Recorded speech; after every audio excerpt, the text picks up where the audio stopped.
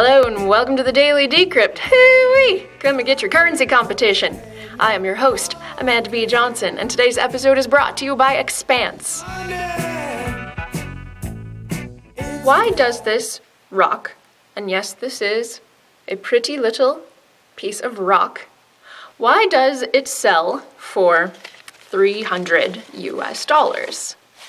Aside from its use in jewelry and electronics, the rock gold is given a great deal of value by many people as a hedge against government monies. And when I say hedge against government monies, what I mean is that there is a history of government monies being what's called hyperinflated to do things like pay for wars or fund the luxurious lifestyles of non-producing politicians.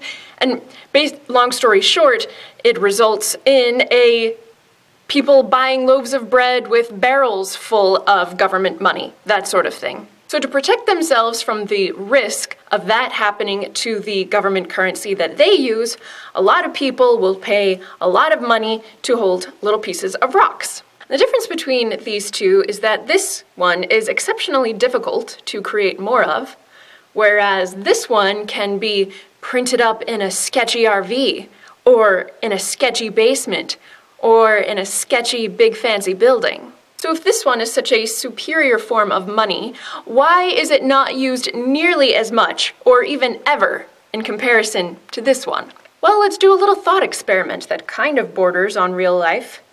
I found this extremely groovy sort of MP3 player on Amazon recently, and it was like $6 or something, shipping from China. So righteous, so cheap. And let's imagine that I wanted to pay for it with a good, sound, solid money. Like this. To get $6 worth of this piece of rock, I would need only to shave off the proper amount with a file and weigh it on a scale and wrap it in a padded envelope and insure it, as in give the envelope insurance, which would probably cost more than this.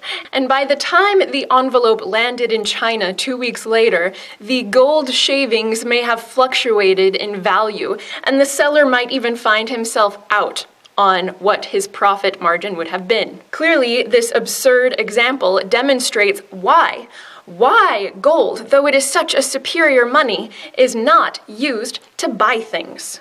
If only there were a way that one person could send digital gold to another person in a peer-to-peer sort of fashion, you might call it. In other words, if only gold came with its own payment network. Welcome to cryptocurrency, my friends. It's going to take over the world.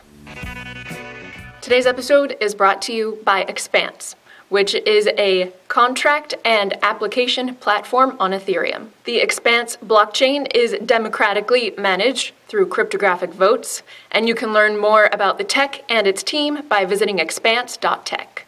And I encourage you to share this video with a gold bug you know today, because who doesn't love gold, and who doesn't want to be able to send its digital equivalent to Chen in China? Have a good day. A hacked device with private keys on it means lost money. That is why the dear old market gave us the solution of hardware wallets.